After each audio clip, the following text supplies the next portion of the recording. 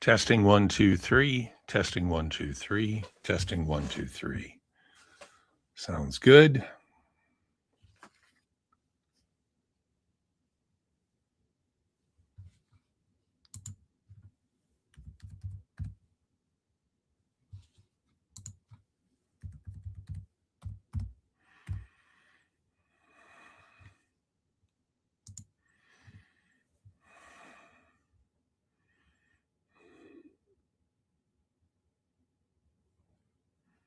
Are we on, Josh?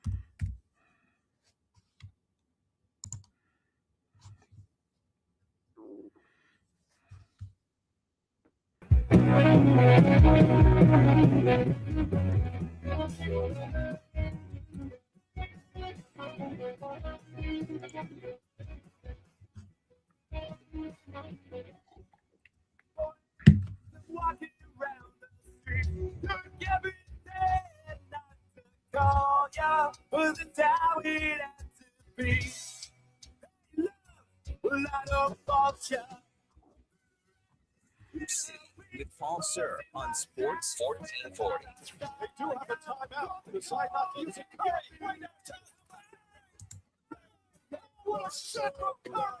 Curry, here's your host, Paul Sir.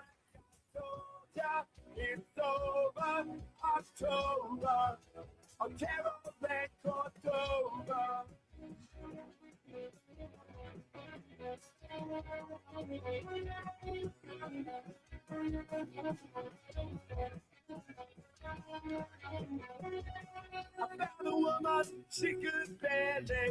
Good morning, everybody, and welcome to Hoop City with Paul Sir. I'm here today, of course, with Josh Fenwick. Josh, we're doing this show a little differently today. I'm not in studio. I'm actually working out of home today. Have to run out after the show and go watch my wife and granddaughter's dance, actually. So I had to do this just simply from logistics. Josh, how are you today? Oh, Paul, I am phenomenal. It's a lovely day here in the city of champions. So, there's nothing really to get me down. Well, I'll tell you what, it is the city of champions. I always love it when people use that name. I never liked when that was abandoned, because you have to think like a champion, and we've earned that here in the city of champions. So, God, do we have a great show today, Josh. It is going to be so much fun because we've got a lot to talk about, of course, of what's going on in the NBA with the playoffs. I think things are unfolding in an interesting way, particularly in the San Antonio series. So we'll get to that in a little bit. But to get us started, could you share? I see the number here. Please text us if you wish with any questions or observations you may have on anything relating to the sport of basketball. 833-401-1440. Again, 833-401-1440. I don't know if you noticed, Josh, but I'm definitely going with a summertime look today. You've got your branded old Eskimos jersey on, I'm going Hawaiian. Yeah. I mean, it's their first preseason game today out in Langley, so I thought, I'd rep the brand, all things considered. So I thought I'd get after it today. Well, you did, and you look great. Today we have Catherine McCaffrey as our community champion, and Catherine works with a wonderful organization called Sports Central that does so much to get sports equipment into the hands of young people who are looking to play sports but may not be able to afford it. So Catherine will be on in our second segment. Josh and I are going to be talking NBA primarily, a little bit of WNBA in segments 1 and 3.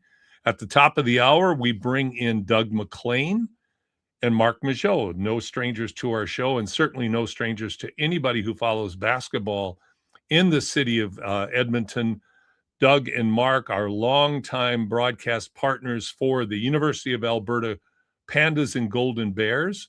Doug also does football as well, and they are part of the broadcasting team for the Edmonton Stingers. So we're going to talk about the Stingers and the CEBL, top of the hour, among other things. And then at 11:30, Tim Roy, 20-plus years as the radio play-by-play voice of the Golden State Warriors, will be joining us, and we look forward to having an interesting conversation with Tim about the proud Golden State Warriors franchise, and talk about the Western Conference and what the Warriors are going to have to do to be relevant again. So great show today. But like we always like to start, Josh, let's go to our 3+1. You sent me in your notes beforehand what your questions are, and I'm really looking forward to discussing them with you. Yeah. All right. So number 1, the Spurs just last night fall in game 3 to the Thunder. We've seen a lot of stellar play through and through from both teams. However, playing a little bit of the blame game here, Stephon Castle just needs to be better. 20 turnovers through the first 2 games. Then yesterday, 1 for 8 from the field, obviously gets 14 free throws, but all things considered, on the offensive side of the ball, he needs to step up. It's a great observation. 20 turnovers in 2 games. I mean, of course, that's a ludicrous statistic. That just can't happen. And having 11 turnovers, he also had 11 assists in game 1. They found a way to win in double overtime. But 10 turnovers in game 2, too much. 1 turnover yesterday, but 1 for 8, like you pointed out. Obviously, he was in his head yesterday on offense. The one good thing he did to get to the free throw line as much as he did keep attacking. He did keep competing on both ends of the ball. But I think what we have to take into account here is the process of becoming a champion involves going through trial by fire. And we have to bear in mind how young the Spurs team really is. I mean, Castle is a young guy. So is Vassell. I mean, Wemby, 22. There are lineups on the court for the Spurs where everybody's under 23 years of age.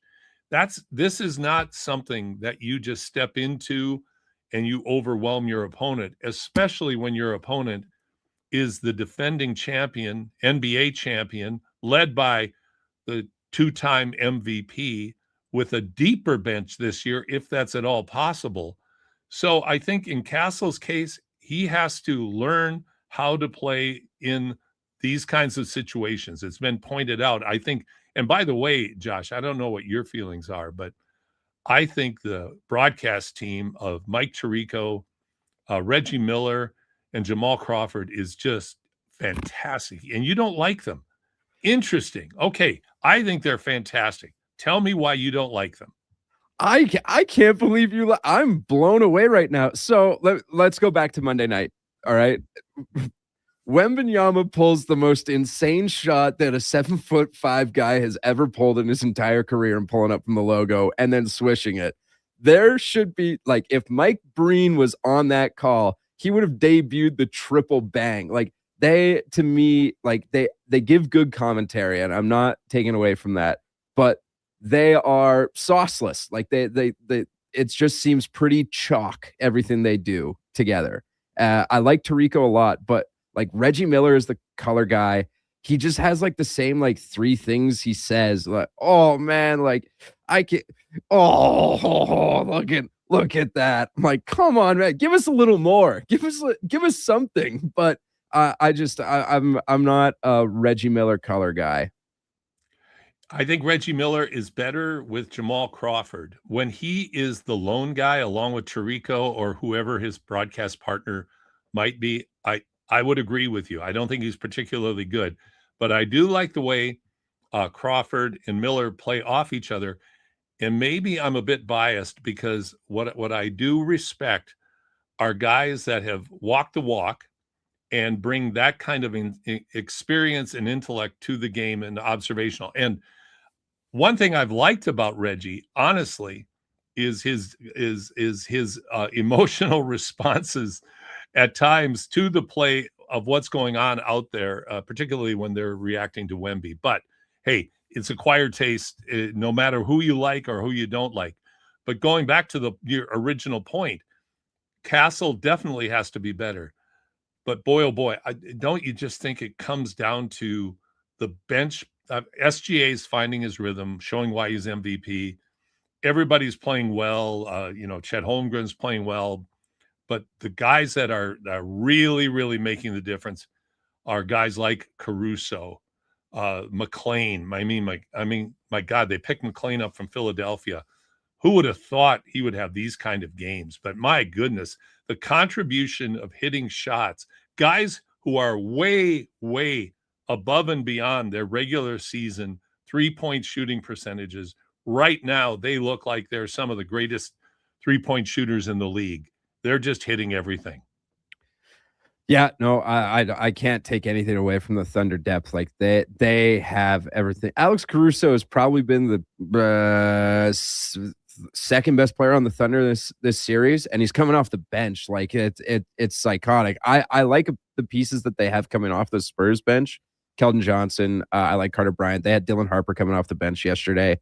I wish maybe they would play Harrison Barnes a little more. I know he's up there in age and everything, but that having that veteran presence on the floor at times in a playoff game, a guy who's won 2 championships, I think would be valuable to have with a particularly young Spurs team, just in spurts of a game, maybe to like help calm them down at times. But we're gonna come back to that in our third segment when we go into some quick hitters. We're going to talk about some coaching strategies, both on the offense and defense. I think you make a good point. I think not playing Harrison Barnes, not giving him a chance to come in and calm this young team down, I think that's a good suggestion, Josh, on your part, actually. So, we'll get into that. Let's go to question number 2. Yeah, number 2. So game 3 tonight goes in the land. Despite the Cavaliers' stellar home record this postseason, they have 1 loss at home so far. I am now convinced the Knicks are going to sweep this series. They coming back down from 22 in game 1 and then sort of starting to stumble in game 2 and then just going, nope, like, all right, never mind. It's not happening. Like we're going to stop this right now. We're going to nip this in the bud. We're not going to be the Cavaliers of 2 days ago. And then also with what they went through last year in playing the Pacers, I think like Jalen Brunson is just a man on fire, and he himself is going to will a lot of offensive production, again, particularly in that fourth quarter. But I had a lot of things coming into the series about, or just the playoffs, Jalen Brunson and Karl Anthony Towns as defensive liabilities. Evidently, they have not been as poor defensive liabilities as what the Cavaliers have. So I think the Knicks are going to sweep this series now. I'm going to disagree with you. I think the Knicks will win the series. But to me, of course, it all hinges on today. Whether if the Knicks take today, I agree with you that it's going to be a sweep. But I don't think that the Cavs, will find a way to will themselves to a victory in a fourth game. All up in the air. Here's the interesting test about today, though.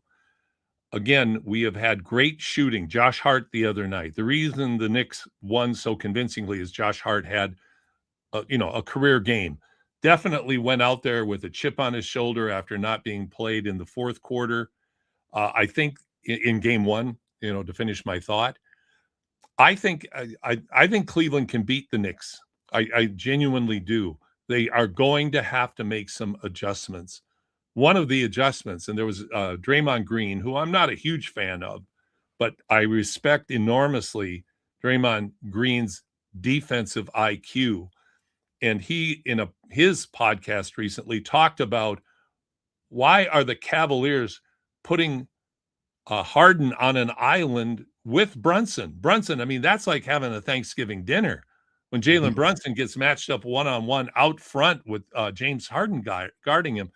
But that, to me, is just sloppy defensive decision-making and preparation on the part of the Cavaliers. There's no reason for that. There are options. There are ways to get another player on. There are ways to help Harden more. And again, we're going to talk about that in our third segment a bit. But, you very well could be right. Maybe they can't will themselves again to another home victory and go back into New York tied 2-2. I think they can. I think they're going to win today.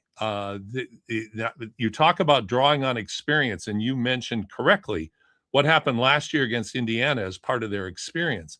But their recent wins against Detroit and Atlanta, where they were down as well, I think gives them a lot of confidence. The key to me, though, is Mobley. I mean, we can talk about Donovan Mitchell. You can talk about Harden. They're known quantities. But Mobley is the key here. He has to go out of his shy personality, comfort zone, and assert himself if the Cavaliers want to have any chance whatsoever at competing in this. He cannot sit back. I think he had 14 in the first half. Then he disappeared. Didn't score in the second half. You can't do that at that level, being paid that much, having a team rely on you that much. You can't just disappear like that. So today will be a great game. I fully agree with you on the Evan Mobley thing. You got to take advantage of that Karl Anthony Towns matchup when you have the chance. Absolutely. And you got to be aggressive. Yeah, they're not getting him the ball, but you got to be aggressive. You got to want the ball. And Mobley just literally disappears into the shadows when the game seems to get too fast or get away from him. He just has that, I think, in his personality, and because he's an extremely shy person. But that has to be overcome for him to become the player the Cavaliers need. Never mind the fact the player he could become. But the Cavaliers need that from him. Yeah, no doubt. We do have a little bit of a bonus question here, just coming in from the text line. Kyle says, do you guys think that whoever comes out of the East has a chance against OKC or the Spurs, but that's not happening? Hashtag Thunder Up. Does the East have a chance in the finals against the West opponent? Well, probably not. I don't know how anybody could have a chance right now against the Thunder. I'm going to be curious, and again, I keep saying this, but I think our third segment today is going to be a good one because we're going to talk strategy, and we're going to go into the weeds about what adjustments can be made, not just by the Spurs, but by the Cavs, and also by whoever comes out of the East to compete, have the chance to compete against the Thunder. I mean, if you've got guys like the second Jalen Williams hitting threes at the way he is, if you've got Caruso who's just in a zone and locked in. Here's the thing though. There is karma in basketball. Caruso is getting wide open shots. The Spurs have to do a better job of not leaving the shooters on the Thunder so wide open in trying to get the ball out of SGA's hands. But having said that, these guys, all of them, are good shooters. They're not this good. At some point, they're going to start missing. And that's what the Knicks, in one respect, has to hope for, is that you're going to find out that they become themselves again. Because right now, they're not themselves. They're out of their minds in how they're shooting the basketball. The rim looks like it's 10 feet across. everything is going in. That's going to change, and they're going to have to win ugly at some point. And I know from the Spurs standpoint, they hope that's game 4. But to Kyle's very good question, probably not, Kyle, but the Knicks are a surprisingly tough team. I doubt their offensive abilities to be able to score because the Thunder can really guard. So you have to say they're a prohibitive favorite for the Thunder to beat whoever they face. Again, wholeheartedly agree. Bad radio on my part. We'll jump over to number 3 really quick. If we go all the way back to the beginning of the week, we did see that thrilling double overtime game between San Antonio and OKC. San Antonio obviously taking it. Of the playoff games in the last decade, I would say that game ranks in the top 5 best playoff games. Well, you know what? I would go back a lot further than that. I think that is in I think you have to call that an epic game because it was back and forth. It was a slugfest. You had a phenomenal individual performance by Wemby with Wilt Chamberlain-like numbers. The Thunder, young as they are, found a way to defeat the defending NBA champion with the MVP. They bothered the MVP that night. Certainly SGA has adjusted to that. But I think I think that it's definitely in the top 5 in the last 10, but I'd say it's top 10 in the last 30, in my opinion, because I just can't see how many games would be much better than that. Yeah, I was sort of thinking about it when I was making up the third question because there was a lot of talk about it this week. Obviously, like it was unreal. And so, like, I was going back, well, okay, last decade, 10 years ago, obviously we have game 7, Cavs Warriors. That's number 1 with a bullet, like no doubt. I think that was there's a great game. game 7 between the Raptors and 76ers in 2019. First game 7 buzzer beater ever. Like I would probably put that above, but that's also bias on my part. Sure. Wholeheartedly.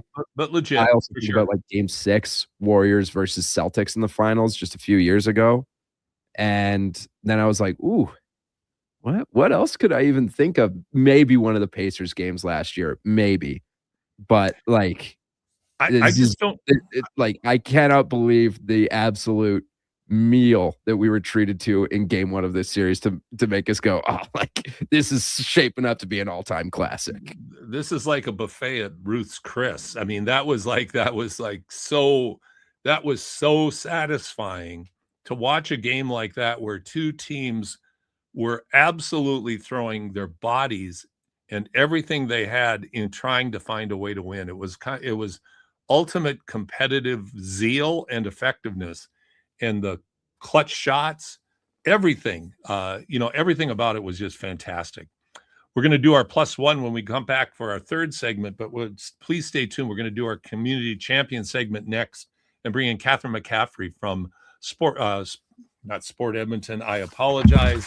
I always get Sport Edmonton mixed up with Sports Central, and I'm really excited to bring Catherine in. So you're listening to Hoop City with Paul Sir, along with the great Josh Fenwick, here on your sports leader, Sports 1440. If you're without personal health insurance benefits from your employer and are self-employed or retiring, contact Innovative Benefits. Innovative Benefits helps break down personal health plans to put you in the driver's seat and reduce your net cost. They'll help identify the best plan for you and your family so you can pay for what you do use and look how to reduce what you don't use. Don't be left out in the cold. Understand all your options with Innovative Benefits. For more information, visit innovativebenefits.ca today. Is your business ready to grow? Not sure how? We have your solution. We are Stingray. Whether your customers are around the corner or across the country, Stingray connects you with radio to digital advertising, including connected TV, search and social, programmatic, digital advertising, and digital out of home. From idea to execution, we've got you covered. With creative and production, cross-platform integration, detailed reporting, and one-on-one support, it's the easy way to make your business grow. Get started now at stingraymediasolutions.com. Everybody loves a beautiful day in Edmonton. Hey, it's Jamie, and Green Drop Lawn Care is giving you one more reason to love the nice weather. Next Nice Day service. People always ask, How soon can Green Drop get here? well, when you sign up with Next Nice Day service, we'll be there by tomorrow. Assuming Mother Nature cooperates, we'll be fertilizing and treating your weeds by the very next day. We'll even include Drought Fighter at no additional cost. Just another reason we have been Canada's lawn expert since 1979. Easy online signups only at greendrop.com. Saturday mornings live on Sports 1440. Powered by Subaru. Confidence in motion. Visit Subaru.ca. Your all-access pass to the world of sports is Edmonton's only sports radio station. From pre- and post-game hockey shows to in-depth analysis from your favorite commentators, the action never stops on Sports 1440.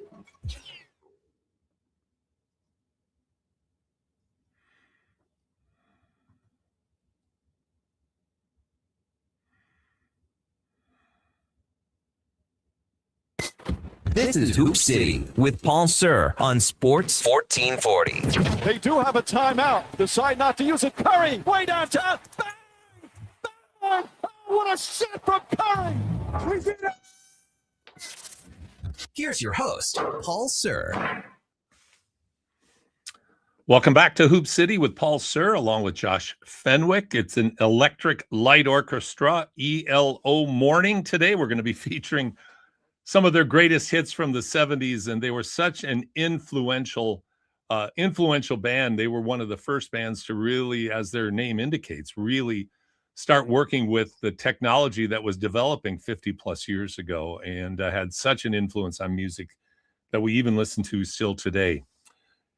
Our community champion segment is one that I look forward to every week, and it's brought to you and sponsored by the great people over at Innovative Benefits. If it's time for you to review your company benefits, personal insurance plans, or investment strategies, talk to Randy and his team at Innovative Benefits. They will give you straightforward and honest advice with access to the best products in the industry. Trust the great folks at Innovative Benefits to do what's best for you, because they certainly will. They'll do what's best for you, your family, and your business.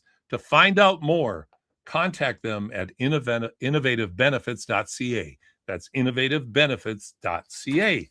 And I'd like to welcome in Catherine McCaffrey from Sports Central. Catherine, thank you so much for joining us today on Hoop City. Oh, the pleasure is all mine. Thanks for allowing me to be here.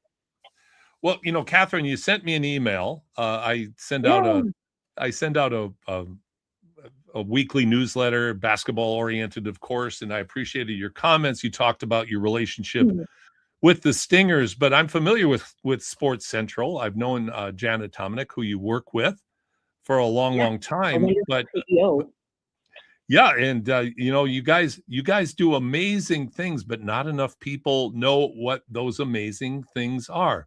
So first things first, tell our listeners what Sports Central is all about. Absolutely. So we are a registered charity. We do sports equipment. We receive, repair, refurbish, and redistribute gently used sports equipment to kids aged 4 to 17 and families facing financial hardship. So we've got various donation sites around the city, most retail sporting goods stores, most police stations, most fire halls, and a few others that are all listed on our website. But we're just looking for that gently used sports equipment that is sitting in everyone's garage, sheds, or basements. I know it's in there, and we're just asking for it so we can give it to kids for free. I mean, wow. That is a big wow. And not only the wow has many layers to it, because it's not only the end result, which is the most important aspect of what you do, which is helping young people 4 to 17 get equipment so they can participate, but to get the kind of support within the community in the various locations for drop-offs. That's a big wow as well, isn't it, Catherine? Are you finding that more and more people are becoming aware of what you offer and are sharing their gently used equipment, as you say? Yes, we're finding as we put our names out there again, we're just reintroducing ourselves to the world. For the last 35 years, we've been in the same location across from the old Rexall place. We have just relocated to a much larger facility that is not only a larger facility, but it's all of our equipment consolidated into one. We were spread out over 4 buildings, 2 of which we owned, and the other 2 we were just storing equipment there. And probably about 20 C-cans once we added it all up. So really just trying to consolidate it, make it more efficient. But now that we've got this bigger building, we need to fill it up with volunteers so we can actually action that. We're getting more equipment repaired. We're getting more bikes fixed. That's such a big one for us, is repairing bicycles. It's something that a lot of us kind of take for granted. When I talk to people about Sports Central, I say, how many people played a sport? How many people here owned a bike? And I usually get some laughter because it's just built into being a kid. You have these things, but the reality is, especially after COVID, I'm not above blaming COVID, but we see more and more families that are accessing our services. We helped 12,706 kids, and we provided them with 49,011 pieces of equipment.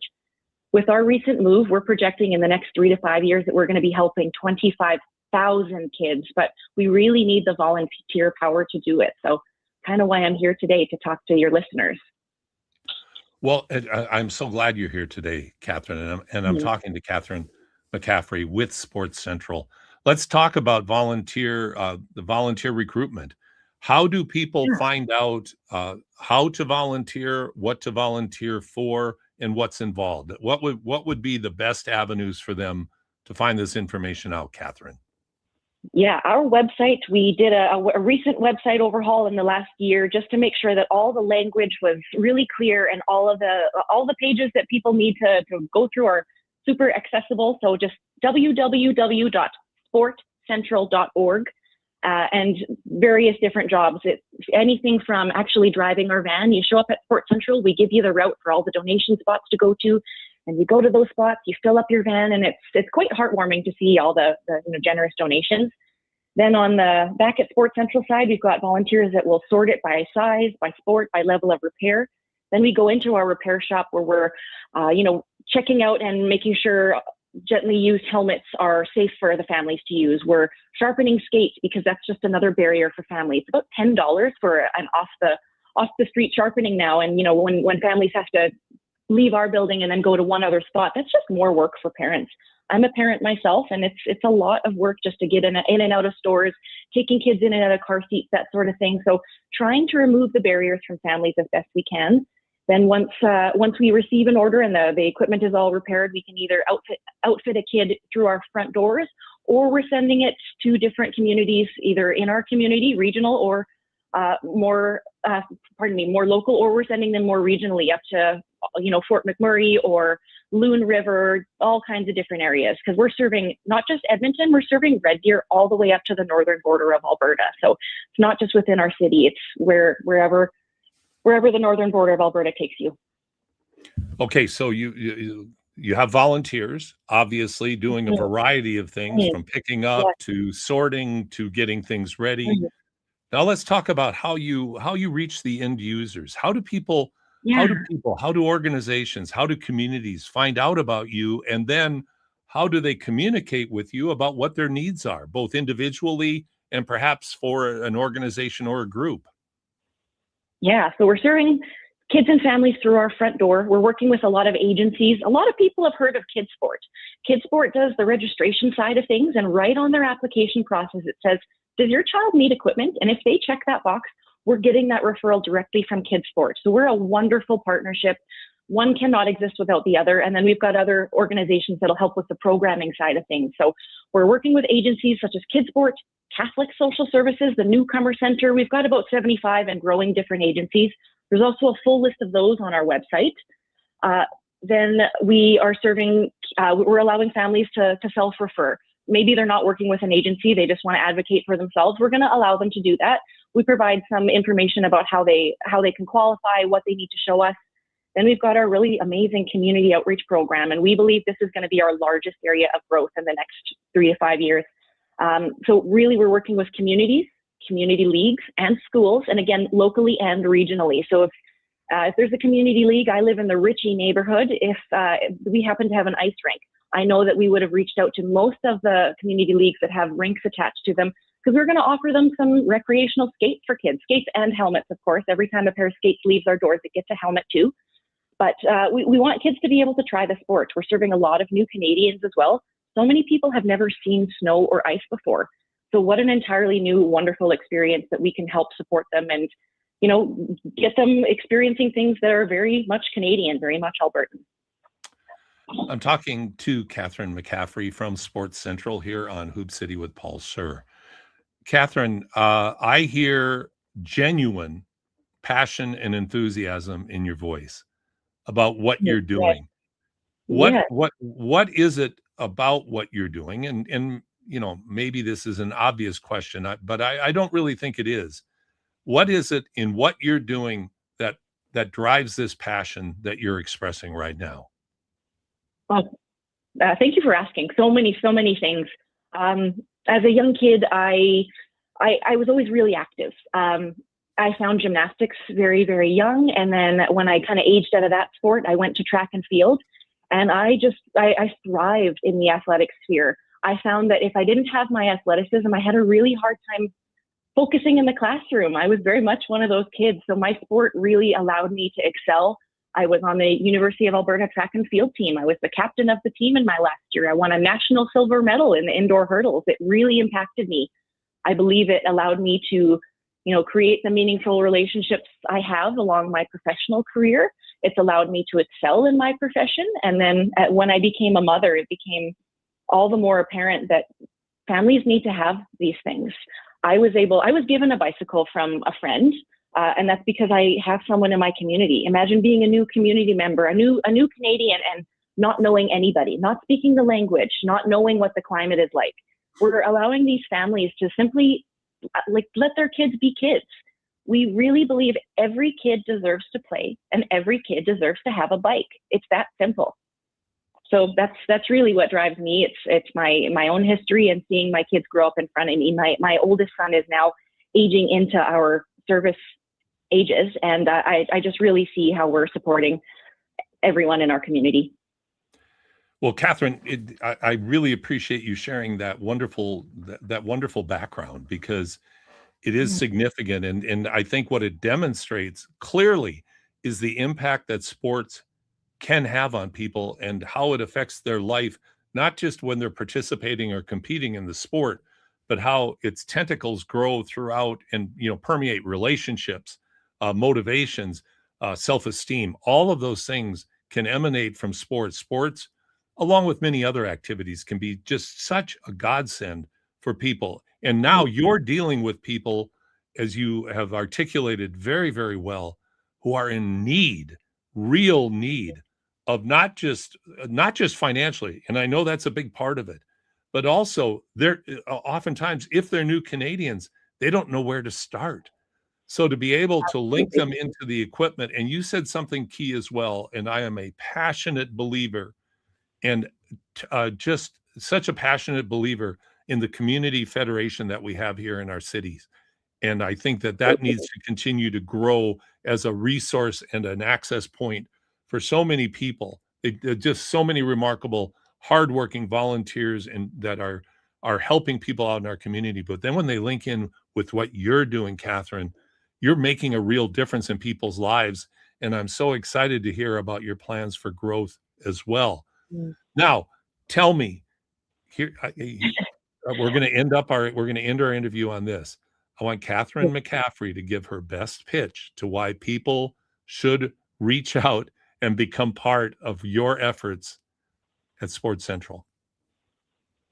Well, our mission at Sports Central is to empower kids one piece of sports equipment at a time. So whether you are giving equipment, giving your time, or, giving a little bit of your hard-earned money, giving your tithe to Sports Central, everything is impactful. Every little bit can help change the circumstance for a kid or a family. So if you have any of that to give, we're really asking to dig into your community aspect and give back to Sports Central. We're helping kids and families, and we believe every kid deserves a bike, every kid deserves to play. Catherine, you are fantastic, as is Jana, and I know all of the people that work with you. To our listeners and our viewers, please make the effort, find the time, give your equipment that you're not using anymore, get it down there, please. Volunteer your time. if we want to make a difference in our city, in our province, this is real. This is stuff that you can walk the walk, not just talk the talk. Don't let everybody else do it. You do it too. Give generously, folks. Pay attention to this. You're really helping people. And the other group I didn't mention, along with the Edmonton Federation of Community Leagues, is your partnership with the unbelievable people and the unbelievable organization of Kids Sport. These are connectors that really are making a difference in people's lives, as are you, Catherine. Can't thank you enough for coming on. Thank you for reaching out. I'm going to be in touch with you, too, about some 3x3 stuff, too, that will fit perfectly into what you're doing as well. But thank you so much for joining me today, Catherine. Oh, absolutely my pleasure. It was fantastic to be here, and I'm looking forward to your call about 3x3. Let's get more kids playing sports. Let's get more kids playing sports and making a difference in their lives, making a positive difference in their lives. Catherine Absolutely. McCaffrey. Let's get them outside. Pardon me? I said, let's just get them outside. Get them outside playing. That's absolutely right. Catherine McCaffrey from Sports Central. Thank you so much for joining me today. Have a wonderful weekend. You too. Thanks again. Wow. I'll tell you, when that is just so uplifting when you get a chance to talk to somebody that is part of an organization that is really, really reaching out into the community, making a foray, making an impact in the community of truly helping young people. So like I said, go to the Sports Central website and please give generously to them. We're going to take a break right now. And when Josh and I come back, we're going to go into the weeds talking about coaching strategy. We're going to do a coaching huddle here on Hoop City with Paul Sir and Josh Fenwick on your sports leader, Sports 1440. When you hit the ice, it's all about you and your skates. The stride, the feel, the glide, the power, the performance. Why trust your skates to a grinding machine, or even worse, a tournament parent in a parking lot? At Aligned Custom Skate Performance in Sherwood Park, the art of skate fitting and sharpening is customized to the athlete. Aligned Custom Skate Performance, where precision meets passion. Oh. Visit AlignedSkate.com to learn more. Legacy Heating and Cooling jingle auditions take one for Gene Principe. Hey, thanks for being on time. I'm always punctual. Now, how about some cool beats while I drop the heat? Ready when you are. Call Legacy. Call Legacy. Nice. Boom! I'm a musical genius. Legacy's going to love this for AC season. What's not to love with no interest and no Principe payments for 1 year? Are you always like this? Yep. Unlike Legacy, I never know when to cool it. Legacy Heating and Cooling. Stay in the know with news on TuneIn. TuneIn brings together news stations from around the world so you can hear what's happening as it happens. From breaking updates to in-depth coverage, it's all in one place. Listen to stations like CNN, BBC World Service, Fox News Radio, MS Now, Sky News, and more to stay connected wherever you are. When the story changes, you'll hear it first. Download the TuneIn app to listen or search news on TuneIn to stay in the know. Saturday mornings live on Sports 1440. Powered by Subaru, a world-class leader in environmental performance. Visit Subaru.ca. Start your day with a blast of sports. Kevin Carius, along with Brandon Douglas, brings the fire, the fun, and the fearless takes. Weekdays, 7 to 11. Text Kevin, 883-401-1440. Mornings with Sports 1440.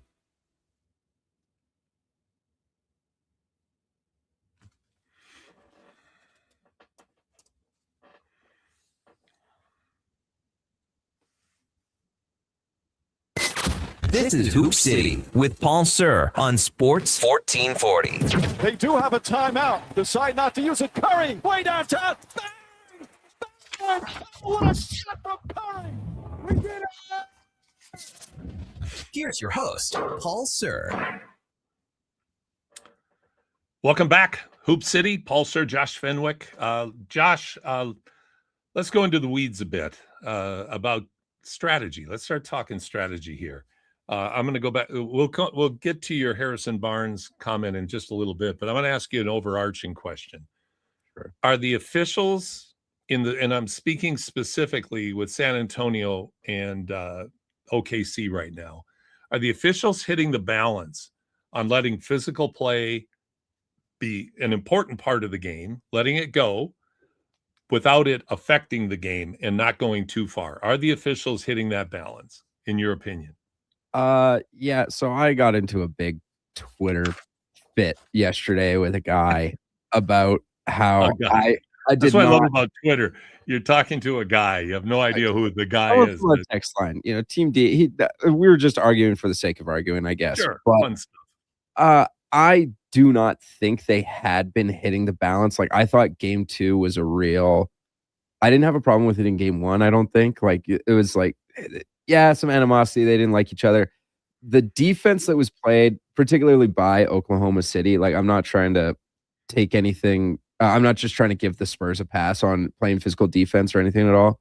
But what the Thunder were doing, to me, I was like, okay, like this is crossing that imaginary, like there has to be a line drawn somewhere. And it, like, if we're not drawing the line at like stepping on a guy's ankle so he can't get to a free throw, or pulling on a guy's hair because he got a rebound over you, or any of the things that Isaiah Hartenstein were doing, like locking elbows with a guy so that his back is to the basket to not be able to get a rebound.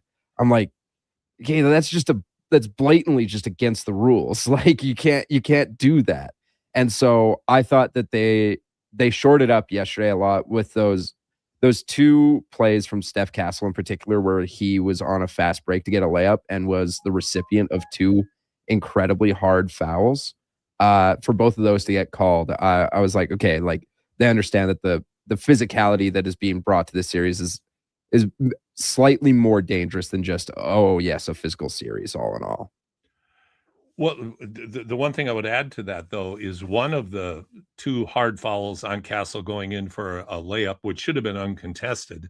Mm-hmm. The second one against Mitchell was flagrant, but the first one wasn't against Caruso. And it kind of begs the question, are the Thunder, and I am going to pick on the Thunder, are the Thunder a dirty team? My answer is categorically, absolutely. They're a dirty team. They're filthy. Now, other teams are physical too, but the Thunder go a level further. I do not like how they guard. Like, I've never been a big fan of, and I relate this somewhat to hockey, like to what hockey allows for defenders to do against a player like Connor McDavid, to impede his ability to skate and to move because of what I consider to be bizarre clutching. But in the NBA, I think in order to take away the label of being a soft league, the pendulum swung so far in terms of allowing physical play, which then crosses that imaginary line that you referred to Josh, that, yeah, now it's dirty. Thunder are dirty. The locking elbows, the Castle hair pull, that was a one-off sort of. And I mean, Castle kind of leaves himself open with the kind of hair that he has. But the fact that Hartenstein followed through on that pull is indicative of that. The 2 hard fouls, now that, like, they pale in comparison. People, if you want to YouTube, you want to see a hard foul, YouTube Kevin McHale's foul on Kurt Rambis in the Celtics-Lakers, and you'll see a hard foul. And he didn't even get a technical for that. He would have had 20 or 30 games suspended in today's NBA. And I'm not defending that. It was a filthy play by McHale, but oftentimes, and I believe that was 1980, I want to say 84, but it might have been 86. I lied. It might have been 86, but it was when the Celtics were down, and that kind of turned the tables. That seemed to be the play that galvanized the Celtics. They came back and won the NBA championship. But going back to the Thunder and going back to the officials, have they found the balance? No, not yet. They certainly haven't. I still am mystified at what's a foul and what's not at times. I think the way when you put smaller players like Caruso on Wemby, for instance, and they're digging their knees underneath his knees, that's just dirty. That's just dirty. And it's not intent to hurt, but it has the potential to hurt. And if the officials allow that to go to that extreme, it's one thing to be physical, to bump your guy, push him out further. Totally get that. But when you start digging into the knees, that goes too far. Lou Dort, great great defender, filthy player. Can't Mhm. stand the way Dort plays defense. He does way too many things that are way too dirty, off the ball, that are just unnecessary and inappropriate for a team. But if you're allowed to get away with it, you're going to get away with it. And obviously, it's in the Thunder's mindset. They're an excellent defensive team, but they add that extra amount of physical play that blends into that dirty play, Josh, that I think they just get it carried too far. Now, here's one other thing. We'll stay on the Thunder for a moment, because I do in this segment really want to get into some of the strategy things that we were talking about before. Mhm. But SGA, the ongoing issue is, does he flop? Number one. Does he overextend his arm? Number two, and not get called? Is he just so much better than the defender at drawing contact and baiting them into contact? And what are your thoughts on that? Does he go? My specific question: does SGA get away with too much, where he should either get no calls or get an offensive foul called by the way he extends his arm or locks his arm to create contact? It's sort of this double-edged sword, right? Because the better you are, the more that refs are sort of willing to turn that blind eye to you. And so right. It's a mix of everything, because let's go back to like James Harden in 2018, 2019, Right. where they'd taken away the rip through rule, right? Like they were like, hey, we're not doing this anymore, because Dwayne Wade was a huge proprietor of that. He had figured out the loophole in the rules to, oh, well, I can technically do that. Like if they're just putting one arm out, I can shoot up, and that's not technically a rip through. And they're like, oh man, dadgummit, like he got us. Like that's I can't believe we're gonna have to do that now. So like SGA is a very smart player, and I would not put it past him to go, oh yes, well, I know that I'm allowed to do this, and I know I'm allowed to do that, and also what he's allowed to get away with. So he is that talented offensively. There's a lot of falling on shots, but like I don't want to be the guy that subscribes to the he is a foul baiting free throw merchant, whatever, because he is so talented through the rest of his offensive game. Like he's just smarter than he's just smarter. Like it's just the way it is. Well, and I would add one thing too, and I agree almost completely with what you just said, Josh. He is smarter, but he also works harder than everybody. Like SGA in the off season, his workout pattern has been, he goes back to Toronto, gets his buddies together and gets in the gym by himself with his friends and works on this stuff. I tie it back to what Dirk Nowitzki did with his trainer. I remember back in 2011 when the Mavericks won the NBA championship, there were a couple of features about Dirk working on his game with his German skills coach. And the guy looked like anything but a basketball coach. He's out there in jeans with a plaid shirt on and his hands in his pocket. And he's out there working with Dirk. It was more of a ballet practice than it was a shooting practice, because what Dirk was doing was rehearsing his exact footwork, moves, and shots to prepare for situations. And that repetition, much like a ballet dancer, is what then translates into games. And that's what we're seeing with SGA. This is all stuff he's worked on extremely hard and perfected, and then is able to translate it into a game situation, knowing what his defenders' tendencies are. So the only thing I would say, the only asterisk to it, because I think SGA's footwork, his ability to bait players defending him to get off balance and then draw the contact appropriately without diving into them. He goes into their arms, not into their body. But the only thing I think he gets away with too much is arm extension. There are many situations where he creates space for himself with what is a clear arm extension in the chest of his defender that, for whatever reason, either the officials can't see or they're reluctant to call, and maybe it's that star scenario that you're talking about. But that he does get away with that too much, in my opinion. But I want to jump over, Josh, to San Antonio and how they defend SGA.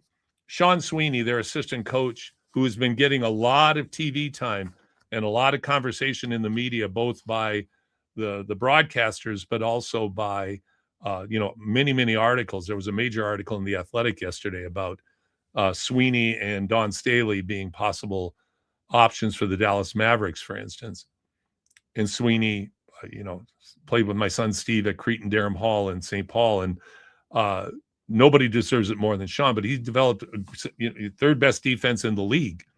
And in game one, it did a great job of disrupting SGA and making it a lot harder. Now, we talked about this. OKC's figured it out. Mm-hmm. My suggestion would be, why are you this is one thing, two things I don't understand in the NBA. Why are you guarding the best players 45 feet from the basket? Mm-hmm. That's number one. Number two, why do you switch every screen? And this kind of goes to Draymond Green's point about James Harden.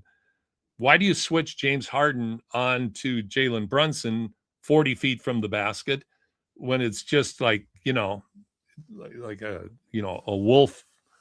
Fight through the screen. Fight through the screen. Let's do it. Send help. Switch some other way. There are ways to do it. But the big thing for me is, why are you guarding SGA 40 feet from the basket right into him? Because he's going to get you on his hip and he's going to blow by you. Mm-hmm. I like the idea of sending double teams to at SGA, but he's too long and he's too smart. When you send a double team, he'll find the opening. Somebody's wide open. Last night it was Williams and Caruso and McLean. You can't leave somebody wide open. And why run the double at him 45 to 50 feet from the basket? Why not run the double at him 30 feet from the basket? Whereas there's a tighter, smaller bit of space that makes it harder to make that pass, and also gives your defenders opportunities to step in the passing lane. You'd also be able to funnel them more and show help earlier. But there's a principle in teaching basketball: help and recover. Help and recover, but don't throw everything at SGA. He's just too smart.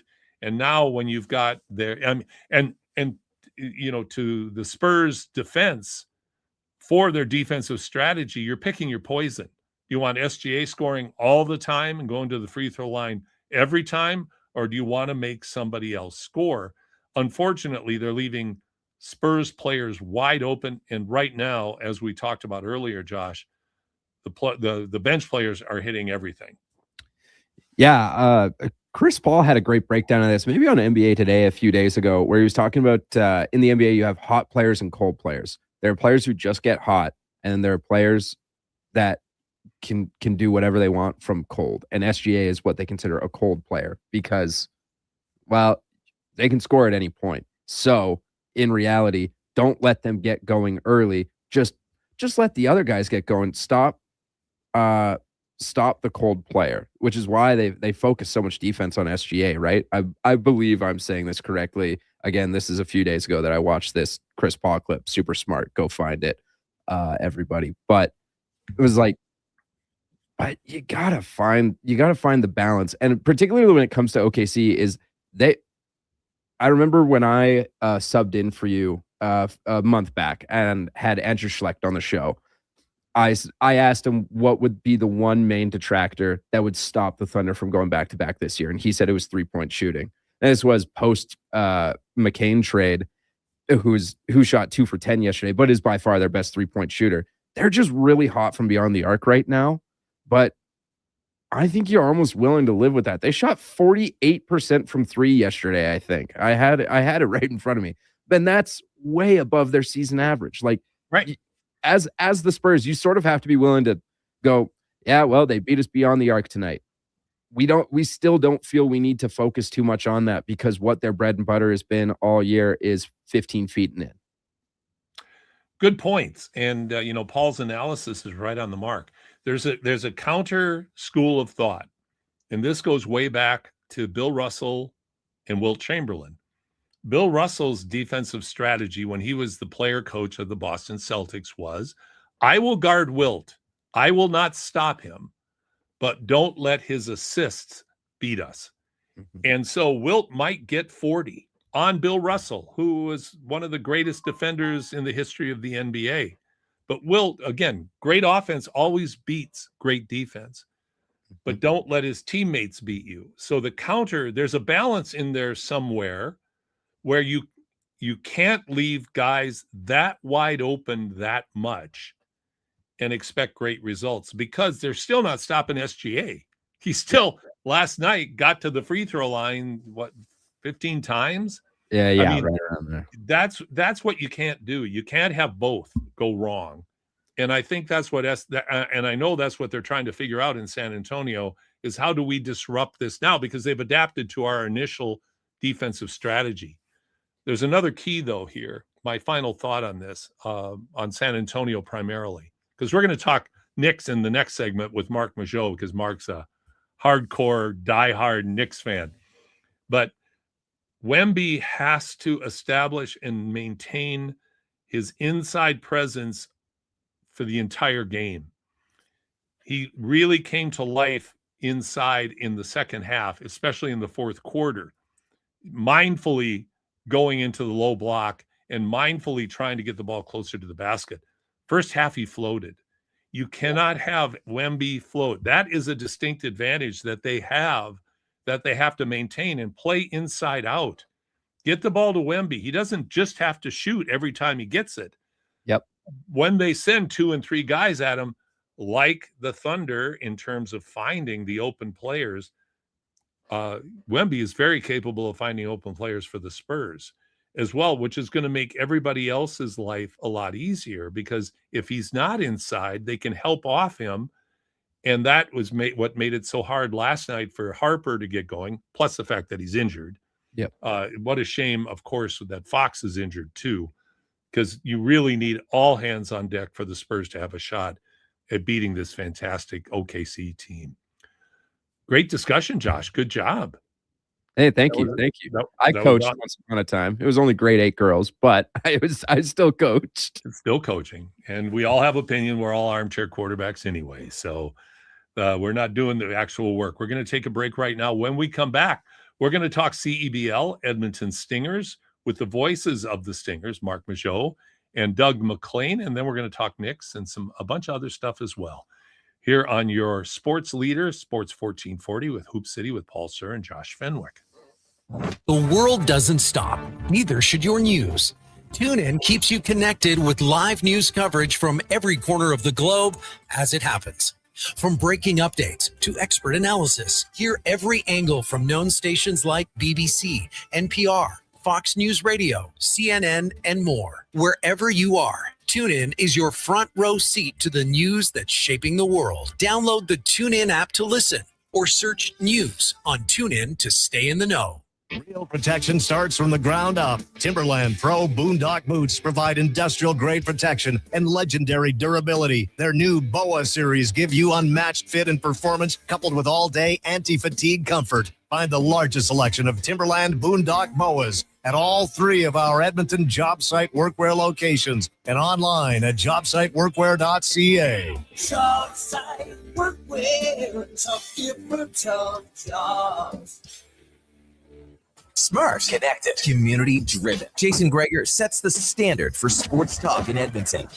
Join the conversation on Sports 1440. Text Greger 833-401-1440. Sports 1440, where Edmonton talks sports. Saturday mornings live on Sports 1440, powered by Subaru. Welcome to Uncommon. Visit Subaru.ca. There's nothing like a spring sunset by the lake. Oh, wait, that's a pothole. And that was a new truck. Oh, what the Springtime in Edmonton also means project time with help from Metal Supermarkets. Huge inventory cut to your precise requirements, plus metal bending, drilling, punching, notching, plasma cutting, welding, even delivery. Metal Supermarkets, the convenience stores for Southside, West End, metalsupermarkets.com. Sports 1440 in West Edmonton Mall and Wetaskiwin. CKJR is a Stingray radio station. Download the free radio player app and listen wherever you go.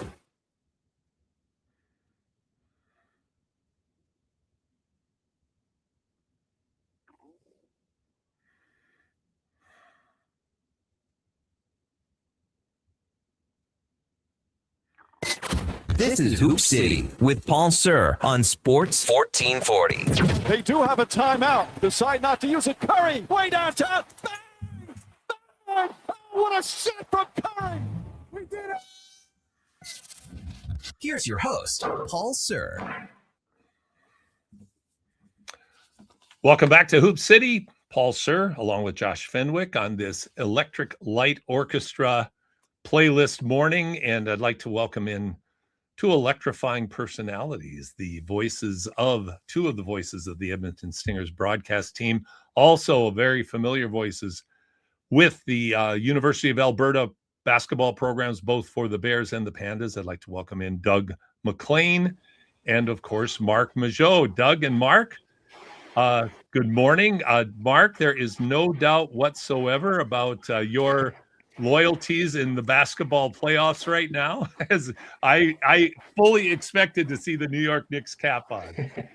Well, good morning, and I see Doug is here ready for battle. It's not the Cavaliers, but he's repping Cleveland, so we might have to be separated this morning. This is great. This is fantastic, having two guys going at it. Now, Doug, I have to jump to you. Are you a Cavs fan? I'm a Bucks fan. Yeah. So I had my fun a few years ago, and now it's a train wreck again, like it's been most of my life. So, whatever. This is back to normal times as a Bucks fan. Okay. Yeah, unfortunately that is the case, although we're going to see a lot of drama this upcoming summer with the Bucks in terms of what the next step is for Giannis. Before we jump into the NBA though, guys, let's talk about the CEBL and the Edmonton Stingers. Last night, the Stingers had a reversal of fortunes. They had defeated Vancouver recently with a great defensive effort, a surprisingly great defensive effort against a very high-powered offense out of Vancouver, winning here in Edmonton. And then last night, Vancouver got back to its offensive ways within 111-88 victory last night. What was the difference in the two games? What was the tale of the two games? I'll start with you, Doug. Yeah, I thought last week I thought the Stingers did a really nice job limiting the pace and the quickness that Vancouver plays at, and I thought last night a much more difficult time. Jalen House he had a slower start last week, got rolling in the second, but it never really got the Stingers in a lot of trouble. You could tell last night. Every time he had the ball, all the eyes of the yellow jerseys were looking at Jalen House, and he was finding open guys right in the middle of the lane, no one around, just lots of breakdowns because of how active Jalen House was. And so that pace that they were able to play at, I thought was a big difference. And Miller Kopp got going too. He really struggled last week against Edmonton, but last night I think he had 21 points and he got rolling a little bit, which I think was to be expected. So that's what I saw last night. Mark, you did the CBC broadcast and then, of course, the recent home game as well. Give me your impressions of this Edmonton Stingers team. Still a work in progress? Are they starting to take form? They've had a couple of players who have been consistently very, very good, but the supporting cast seems a little bit uneven right now. What are your thoughts at this juncture? Yeah, it's still early, but however, in a 24-game season, it's getting early late a little bit with this team. They're still waiting for some of the cavalry to arrive. They're still waiting for Nick Hornsby, and I believe that should be coming in the next couple of weeks. But with a short training camp and a schedule kind of all over the place, I still think they are a bit of a work in progress. To the game last night, I think there is something about the first road game played for the Stingers, as they've been at home for basically the last month. I know it's not the longest travel day in the world to go to Vancouver, but I think you are out of your element a little bit. I'm sure you fly into Vancouver, then have to ride out to Langley, so that goes into it. But I think the biggest thing for the Stingers through the first three games, guys, is just turnovers. They have 55 turnovers in 3 games and only 54 assists. You can't have more turnovers than assists and expect to win ball games. I'll say about the game last night as well. That was the first game where I think everyone on the Stinger side was, okay, we probably should have lost that game. If you go back to the first game against Winnipeg, they were in it until really the target score time. So last night, there's a famous quote from Mike Tyson, everybody has a plan until they get punched in the face. Last night, the Stingers got punched in the face, and I'm curious to see what kind of bounce back they have tomorrow. Doug, Mark makes a great point. You can't have a slightly less than a 1-to-1 assist to turnover ratio and expect long-term success, especially when you're talking about numbers like that? Is it because the Stingers' scoring is primarily coming off one-on-one actions and they still are figuring out their team chemistry and how to play off each other? Or is it the style of play that these, because as we know, guys, you make the point, Mark, short training camp. You're bringing guys in literally from all over the world with their styles of play, putting them together, and then say a week later, go out and start playing games. What do you think? Is it a style of play thing? Is it a skill set thing what are they going to have to figure out to right that ship? Yeah, I think it's a combination of a few things, and I think it is a little bit of a style play thing that's compounded by the fact that, as Mark talked about, like you're still not sure who's where, who's what, how people rotate, what people, just how people play. You're just not used to that, other than a handful of guys. Their backcourt, I think, is not a strong suit. Samaj Teal's been pretty good for them. That's been a nice bonus, but Tay Donald, still a young player, working his way into the pro ranks. Mason Boursier, good defender. It's not going to give you a lot offensively. Andy's been banged up. So not that all turnovers are coming from the backcourt, but I think they have the ball in their hands a lot, and that sort of dictates a little bit of what's going on. I mean, I just think of one play, and again, it's one little play in a broader game, but Dane Danger he has the ball 3 feet beyond the top of the 3-point line last night, and he's double teamed. Why is Dane Danger handling the ball up there? That doesn't make any sense to me. I mean, get the ball to him where he can be a player, where he can be active. And so I think, he gets the ball stripped and it's back the other way for an easy score. And to Mark's point, I mean, the assist turnover ratio is an issue, but on the flip side, I think they only forced 8 Vancouver turnovers last night. So, when you're giving up 27 points on 21 turnovers, you only force 8 the other way, and I think they got 9 points off of those 8. That math doesn't add up in the grand scheme of things. So anyway, to answer your question, I think it's a combination of things. I do think their backcourt play has to improve. I think if their offense is starting from a stronger base and they can move the ball to where they need to, I think that can minimize the turnover issue. But their backcourt has been sporadic, I'd say, at best so far. You mentioned a name, Doug, and Mark. I'd like your opinion on Dane Danger. Yeah, he's a player. I mean, this guy, when he gets the ball in like, as Doug correctly points out, when he gets the ball where he wants it, he is really skilled, and he had the G League numbers to back that up. Yeah. He's brought that game to the Stingers, hasn't he? Yeah, he's been really, really fun to watch. He's averaging just under 23 points a game, really close to averaging a double-double. And for a lot of the old school hoops fans out there, he has yet to attempt a 3-point shot through 3 games. So gotta love him. Eulogize, he's eligible for sainthood already. So a big guy that plays like a big guy. Yeah, I think he's shooting over 60% from the field. And if we had a heat map, they'd all be probably within kind of 8 feet of the basket. But he's a very electric player. And speaking with Coach Baker before the season, I think they have high expectations for this player and what he can bring, because he is explosive. You mentioned his professional experience playing in the G League.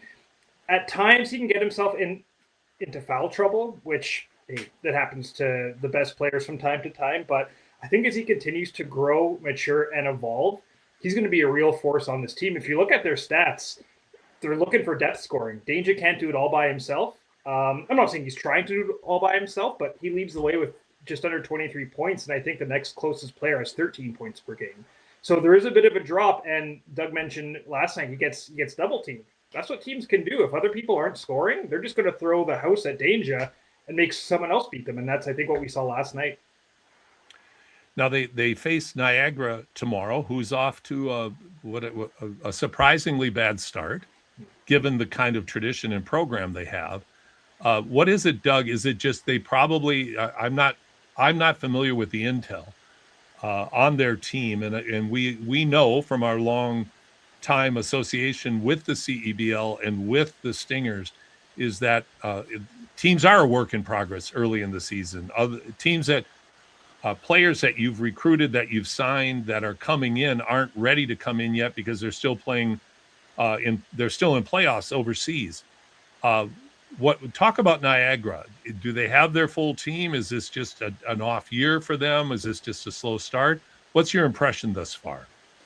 Yeah, it's a good question. And I still kind of in the midst of doing some prep and getting a look at them. So I haven't had the chance to go back and watch their game last night. Again, they only put up 71 points last night in that loss. And yeah, they're missing some players. Khalil Ahmad, who's been, arguably one of, if not the best player in CEBL history in terms of just how, his duration and the success he's had.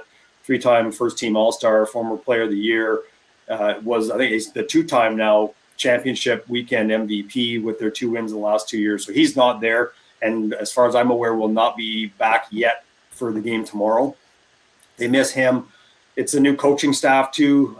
Victor Razzo has now taken a step back. He's a special advisor. Kimball McKenzie, who played the last couple of seasons with Niagara, now the head coach. So that's a big jump going from being on the player side to the coaching side. He had done some college coaching in the St. Catharines region, but that's a big jump now coaching pros. So that's a bit of a different piece.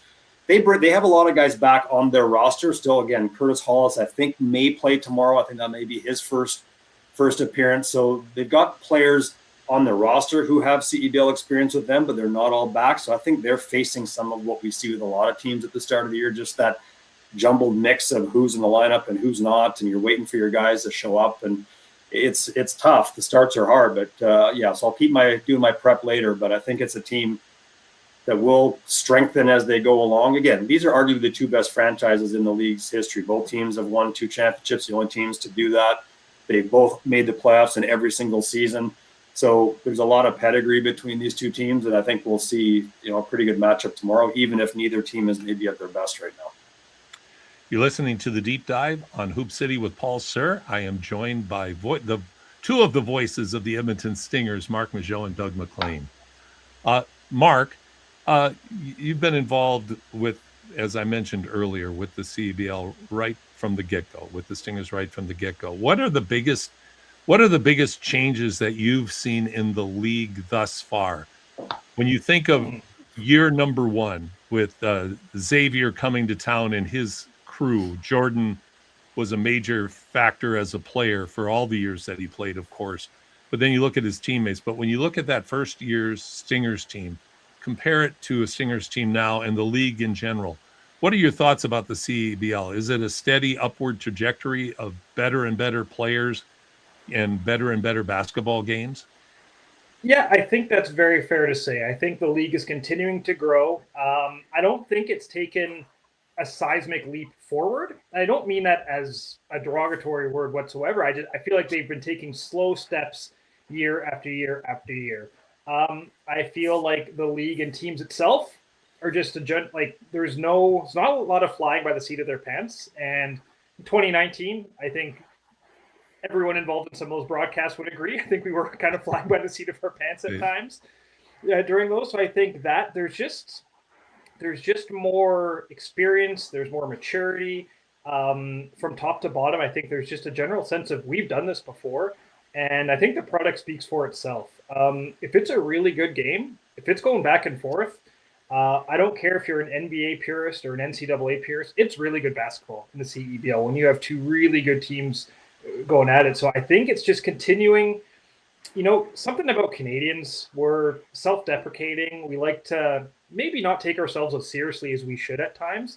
But I feel like people involved in this league are incredibly proud that this is Canada's pro basketball league. And the awareness, the spotlight, having games on CBC, having all the games available, I think is absolutely key. You want people watching your game. So I think it's continuing to take these steps forward.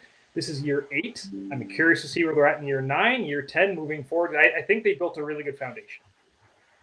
Well, and to that point, Doug, the foundation has changed from a single owner league to start it out. In fact, the owner of the Niagara franchise, I think that's the only franchise he owns now, where Richard Petko was funding the league to get it started and give it a strong foundation. Now it's gone to individual owners in all of the markets other than Niagara, and this is really the first season for that. But to Mark's point, the league really has solidified itself, hasn't it? And I think it's demonstrated, and I really value your observation on it, in the enthusiasm that fans feel and display when they come to a Stingers game. Yeah, I think so. I agree with that. And I think that's been, I won't say surprising necessarily, because I think to what Mark said, I mean, I think the caliber of the league has been really good from day one. And so I think basketball purists have seen that. If you look back to some of those rosters from year one compared to now, I think that overall talent level, top to bottom, is significantly better, and not to take away from the people that were on those initial rosters. So I think the basketball purists have seen that, and I think it's, because the game of basketball has continued to grow in this country, I think more and more people have gravitated to just enjoying watching the sport. And so, yeah, pretty consistent night in, night out at Stinger games, what kind of crowds you're going to get for sure, which I think has been great. And that the respect for the talent level, and again, what Mark said, the entertainment value of what you see, I think has continued to get strong. I think, Paul, as you and I were chatting about a little bit yesterday, I think that the challenge where the league has to go now is it's a little bit of a victim of its own success in some ways, in the sense of, as the talent level coming into the league has gotten better, that means those players are going to have other and unique opportunities. And that might mean NBA Summer League, meaning they're gone for part of the season. It might mean, hey, I've signed a contract to play in Germany or China or whatever. I got to leave middle of August, so I'm gone. And, that's good in the sense of the kind of players you're bringing in. But from a standpoint of the fan, there's a risk there because, and again, I've brought this out a lot of times, but the issue last year with Ottawa going into the playoffs, and I think it was 5 of their players were just gone after a huge late season run. It's like, okay, well, the integrity of what you're putting out to people starts to dissipate a little bit, and that's a risk unless you start to position yourself as, this is what we are. You're going to see players coming out and going. It's the AAA baseball model of players are going to be in, they're going to be gone. That's just the nature of it, and that's fine. There's nothing wrong with that. I think as long as that's what the fan base understands you're dealing with, then great. But so again, it hasn't been a massive issue, but it's an issue, and I think the league has to consider how it starts to position and present itself to the world, recognizing the fact of the nature of where players are going to go to, mid-season or beyond. Don't you think, Mark, and those are great points, Doug, don't you think, Mark, one of the biggest challenges the CEBL probably will always have, and this actually goes to all businesses, is what's growth look like, and what lane are you actually in, and what dangers do you invite if you try to go outside of that lane and try to become something that you're just maybe not geared to be. And by that, I mean, now they're at 24 games. That looks to me like about as far as you can go.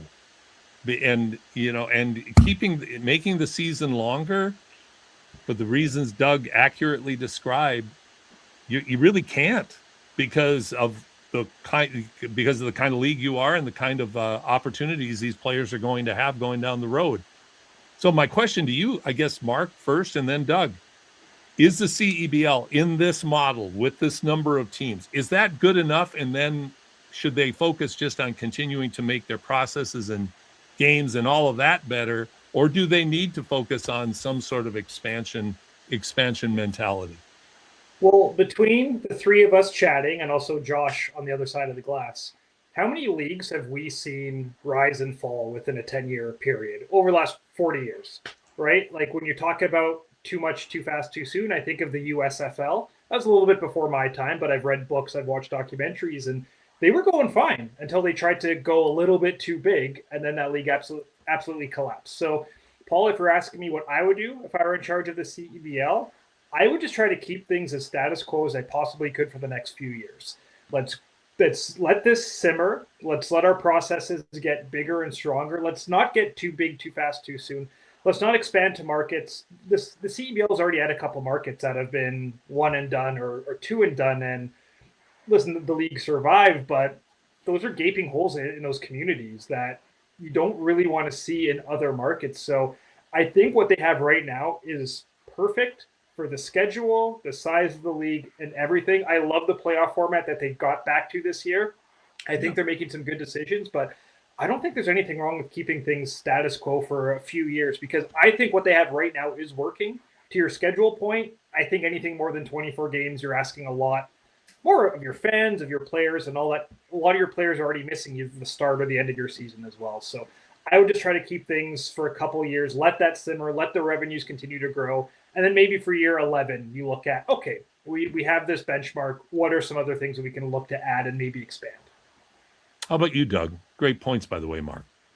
Yeah, I agree with Mark. I think in a lot of ways, I think if I was to look at any shifts, again, I agree. I don't think you're looking to expand, even though I think there's lots of basketball talent out there in this country and beyond. But I agree with Mark. I think going too big beyond this would be difficult.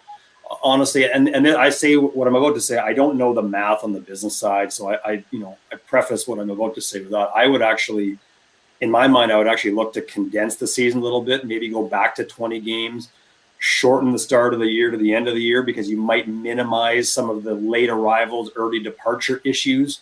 I mean, look at the Stingers. They played, and it's good because they get some practice time, but yes, they play again tomorrow, but they played 3 games in 2 weeks. Like, I'm not saying you play 4 games in 5 nights all the time, but you can probably ramp the schedule up to a point. And again, I get there's issues of injuries and risks there too. You got to navigate. But if you played a 20-game schedule that went from, say, May 20 to the end of July, do you minimize some of those issues of lots of players coming and going? And yeah, maybe you get a player who says, look, I got an NBA Summer League opportunity. I'm not going to bother going to the CEBL. Maybe that's the risk you take of seeing some guys not come through. But you might just, again, to sort of build on what Mark said, you might just stabilize and entrench the nature of how each team functions, so it isn't this constant coming and going of players and you don't know who's on the roster and who isn't, which I think can then strengthen your connection with your fan base, because they can start to lean in on the kind of players that are there to watch. And maybe that builds into even more year after year players returning, so that, again, you get a little bit of familiarity and continuity. I don't know if that's possible. 24 games might be necessary just to make the math work for the business. I don't know that. But if, in my mind, shortening and maybe slightly condensing it, which I think they could do, might just minimize some of those other distractions. I'll call them good distractions, because, again, players go into opportunities. That's never a bad thing. But to minimize some of that and say, hey, this is how our season works. You want to come play? Great. Here you are. And this is our team, and off we go. You guys both make great points, and I agree almost exclusively with everything that you said. The only thing I would add to your point that you just made, Doug, is I think one of the peculiarities of the CEBL is the erratic scheduling, and how there will be big gaps in between games. There'll be multiple games close together, then big gaps. And there's always big ifs, because you're dealing with availability of facilities and all of those sorts of things. But to me, 24 games should be able to be played in that time frame that you just laid out without exhausting the players. And we have to take into account this is a massive country that they have to travel against. So when you make a road trip, here's a big road trip, with the exception of Vancouver or Calgary. So those are great points. We're going to wrap up right now, guys, but I got to touch on the New York Knicks for our good friend Mark here, because Mark, the Knicks have been on an absolute roll. They're playing extremely well. Here's my question to you.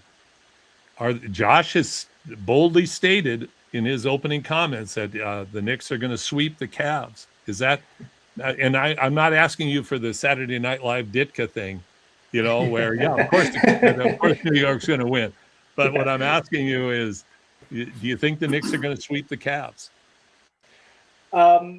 No. I've watched sports long enough to know that anything can happen over the course of the game.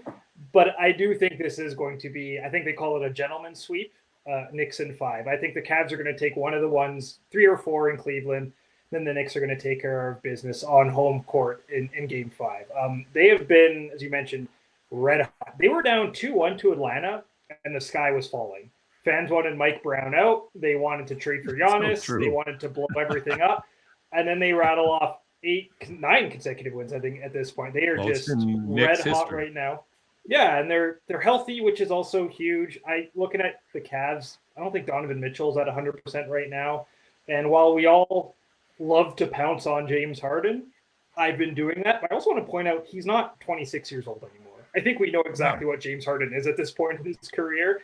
And interesting, the Knicks in Game 1 took him till the fourth quarter to realize he was still trying to play defense, and then they started picking on him. So listen, you need a bit of luck to go on these type of runs, right? And the fact that the Knicks don't have to go through Detroit, didn't have to go through Boston, they're getting some lucks on the way to the championship. But I will never declare a sweep. Once you've watched your favorite team blow a 3-0 lead to their biggest rival, as I did in baseball back in 2004, you'll realize that no lead is ever safe. So I take it quarter by quarter.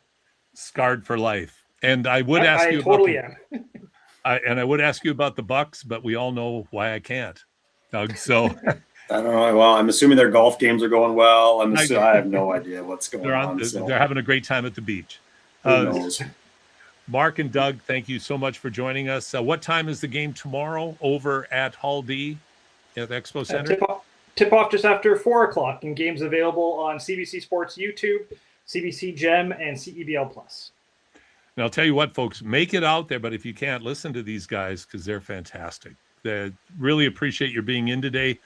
Fellas, have a great weekend. Have a good call tomorrow night, and look forward to talking again soon. Awesome. Thanks guys. Paul.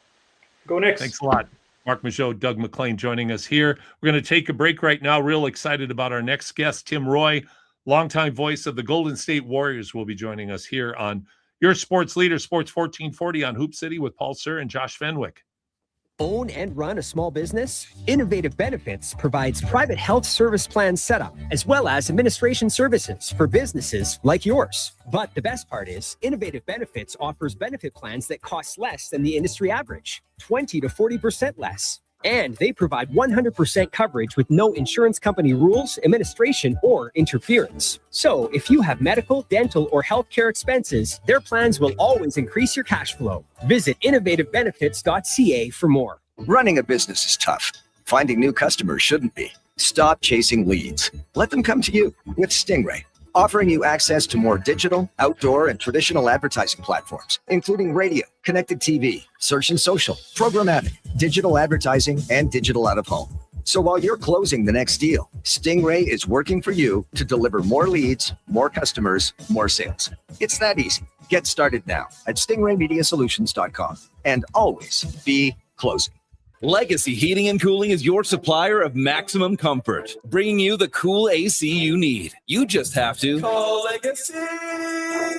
Call Legacy. For comfort at night when the hot air suffocates you. Call Legacy. Call Legacy. For comfort in your wallet with no payments or interest for 1 year. Call Legacy. Call Legacy. You deserve comfort. Cool off today with AC from Legacy Heating and Cooling. Saturday mornings live on Sports 1440. Powered by Subaru. A top safety pick for unmatched peace of mind. Visit Subaru.ca. From the first face-off to the final whistle, Sports 1440 is your home for hockey talk. With live coverage, expert analysis, and pre- and post-game shows. We bring you closer to the game. Tune in 24/7. Only on Sports 1440. Edmonton's sports station.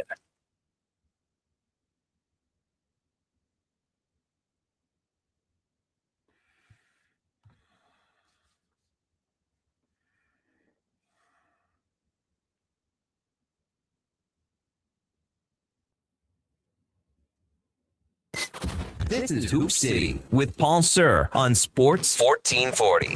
They do have a timeout. Decide not to use it. Curry, way downtown. Bang! Bang! Oh, what a shot from Curry! We did it!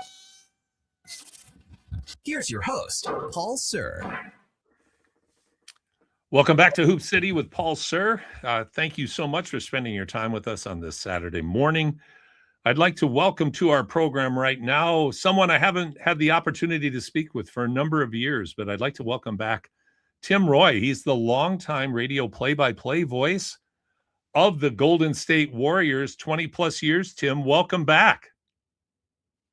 Yeah, it's great to be back. It's really a great time of year to be a sports fan when you have the NFL playoffs, the NBA playoffs, baseball, Premier League ends tomorrow. It's really just a great. We're having a little bit of a problem with connection right now, Tim, but you're absolutely right. It is a great time of the year. And of course, since we're talking about the sport of basketball, playoffs are in full swing, and something we became very used to over the years, not so much in recent history, was the Golden State Warriors being contenders and champions multiple times. and they're going through a big adjustment now as they're rebuilding and retooling. One of the recent announcements, Tim, was a big one, and that was that Steve Kerr would be returning. And Coach Kerr said one of the things that had to happen was that he had to be better as the coach. Would you agree with that, Tim? And if so, what does Steve Kerr, future Hall of Famer, what does he have to be better at? I think, I don't necessarily agree. He's taking the heat for I do. He said he wanted to tighten the reins next year, and I think that's something that the Warriors have to do. Ball too many times when they had the firepower of Steph and Clay and Kevin Durant, you become that, but now you can't. And what he means to tighten the ship a little bit to now you a lot more. They're going to have to do that with an older team. It's going to have nights where they're guys. You have to. Every set counts. We have a bad connection, Tim. Would you mind if we hang up right now? And Josh, would you call Tim back?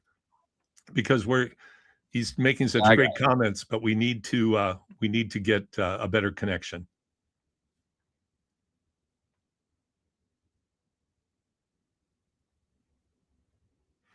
So Josh will try to reconnect with Tim, and we'll get him right back with us, because I mean, talking about the Warriors and talking about the great Steph Curry, and of course the impact of Draymond Green, and what this proud franchise has to do to try to become relevant in the very, very tough, now young Western Conference is going to be really interesting. So we'll look forward to when Tim gets back on.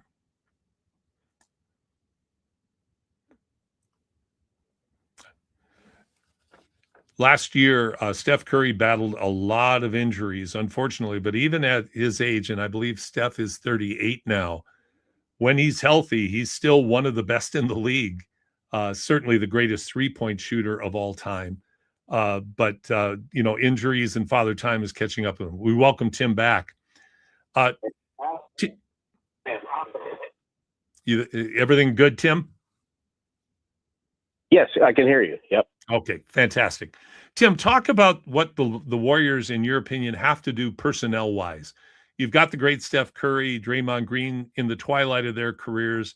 When healthy, Steph is still one of the greats in the league. But what kind of supporting cast moves do the Warriors need to make this offseason? I think they have to find guys that they can count for most games because Steph, Draymond, Blair, got to have guys. And so to do that, they have to get bigger. They have to get longer.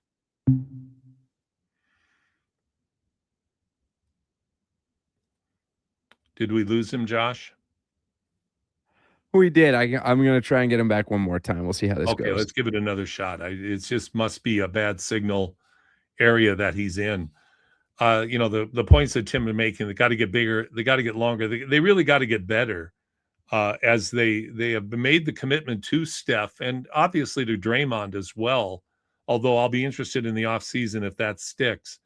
I wouldn't be shocked if we saw Draymond Green in another uniform. I don't think we'll ever see Steph Curry in another team's uniform, but definitely they have to make moves at a variety of positions. And then this last year with the Jonathan Kuminga distraction, that really seemed to take away from the team's performance, certainly throughout the season, but also just in terms of their ability to focus.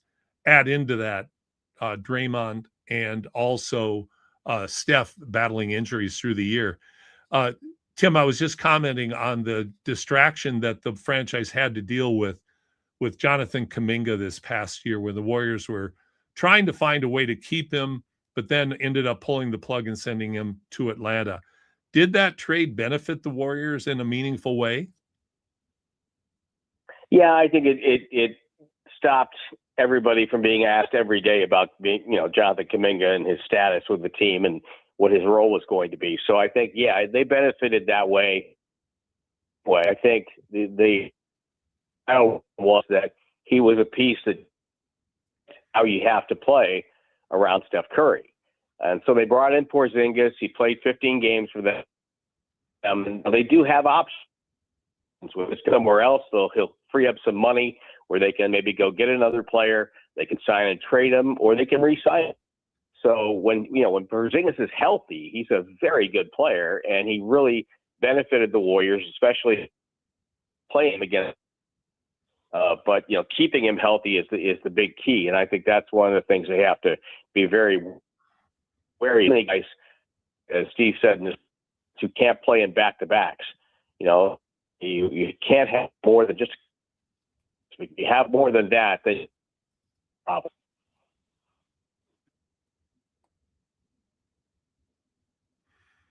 Hello. Hi, Tim. Yeah, I'm sorry. We're just having connection problems. So you are breaking up, but I certainly, Porzingis back-to-back makes a tough situation. If you look at the West right now and what the Warriors have to do you think there's any scenario where in order to get young talent that the Warriors would consider moving Draymond Green, for instance?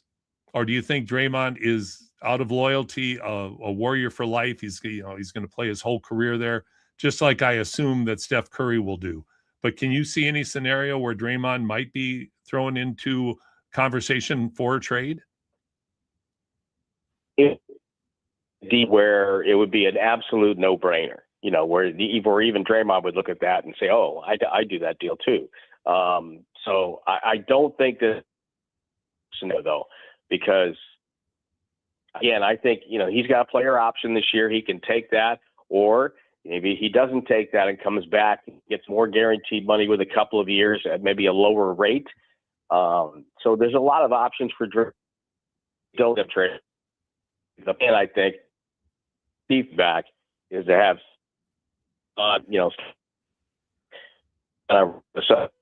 weird.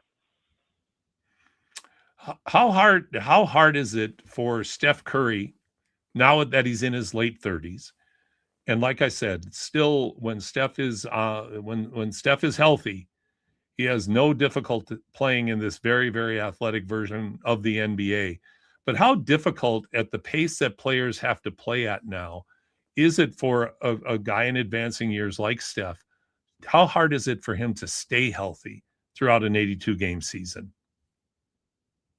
Well, that's the thing to be cognizant of where he is physically at that point, and it's himself where he might want to play a game, and you say, "No, you're going to take tonight off. We think you're running down," and so that's the problem. When he keeps himself in such great shape that when he's on, as you mentioned, he's still a great player. But it's got monitoring older players to want to play. Can't let them maximize, what they have, and so Toronto's nearly kind of came out in this season. So I think that's team full, but the rest he gets to some type of plan they'll have him on. Again, not great, just the play to watch. So much fun to watch, and fans, league, wherever we go, when they come to see the Warriors, they come to see Steph. Well, 100%. Yeah, he is just absolute. He's absolute magic, and I think if I had to point to somebody in the last 25 years that has had the most impact, as great as LeBron James is, the player that's had the most impact on what's going on in the NBA right now is Steph Curry. Would you agree with that, Tim? Absolutely. His ability, his belief that he could shoot with range from just about anywhere has changed the way coaches look at the game. Steve Kerr said something very interesting. You you jack up a jump shot in the old days, and coach would say, no, that's not a good shot. You can get that shot, later. And well, it's not necessarily true. And, Steph coming for three has kind of changed the way we look at the game. We're shooting more threes than ever before to get open threes. And Steph Curry, Klay Thompson, the way the Warriors played has really impacted that. And so, yeah, I think he's one of those, players. He's kind of like a modern day Wilt Chamberlain in that way, because, the way Wilt played, they changed rules. And I think we've changed our philosophy on the 3-point shot 100% with the play of Steph Curry. He's opened up the floor for players who don't have and chiseled. He's opened up the floor to guys who have skill and can shoot the ball. And the way we look at players, how we develop players, it's in essence, he has changed the game. I'm talking to Tim Roye, the longtime Warriors radio play-by-play voice here on Hoop City with Paul Sir. Tim, you've been doing this a long time. What are the biggest changes that you've seen? You just described very well the impact that Steph has had on how the game is played, coached, and all the differences in how it's attacked. But what other changes have you seen? Because like when you watch the series right now, for instance, of the Spurs versus the Thunder, and you compare it to even watching the Warriors play 10 years ago, it's a very different watch, isn't it? Different watch. And I think, one of the things I'd like to see us do a course correction on is letting the offensive player use their bodies to bump the defensive player off their spot. I think the defense, he's gotten to that position, and we're letting offensive guys kind of lean, bang at people, push off on people. I'd like to see more defense. I think watching now too is we're watching very talented, clever scorers who know how to use their bodies and get into the lane and to get shots. Yeah, it's a bit of a different watch right now. I think the other change massive in the league is that we're in a developmental league than ever before. If you watch the games now, you look at, there's a whole row of coaches behind the front row and behind one or two, and they work on those players' games every day. And they look at film with that player. They do drills designed to help that player improve. So a great example of this is a kid, Justin Champagnie, was not highly regarded, and yet he has worked on his game, developed his game, and now he's a very effective player. He's developed a 3-point shot with range, and he can defend. And so develop a much faster rate and a much better rate, I think, in terms of getting players into level competition. Then, when I first got the league, there were maybe assistant coaches, and if you wanted to get better, you were going to have to work on your own. So now it's totally different. Teams have totally bought into the idea of developing player guys with the idea, okay, he may not help us this year, but maybe by the end of next year or the year after that, he's going to be a role player, maybe a rotation player for us. I love your pointing out about the assistant coaches behind the bench, because a lot of times it looks like a church choir of all the coaching staff right now. It's just incredible, the number of people. So final question for you, Tim. You've made the move from the old arena to the new arena. What's the excitement level like in the Bay Area for the Warriors now that it's a few years removed from your championship era? But what's the enthusiasm like in your city? Well, the enthusiasm right now in the Bay, and we're the only team in the Bay, and so we have basically from San Francisco, San Jose, and Oakland, sort of market, if you will. And the feeling the Warriors have now, LeBron has their fan base, I think, forever. Like the Bulls. You go to a game, they sell, and so I think that's happening with the Warriors right now as well. However, with that, there are higher expectations. The fan base, It hadn't happened since 1990s. That expect so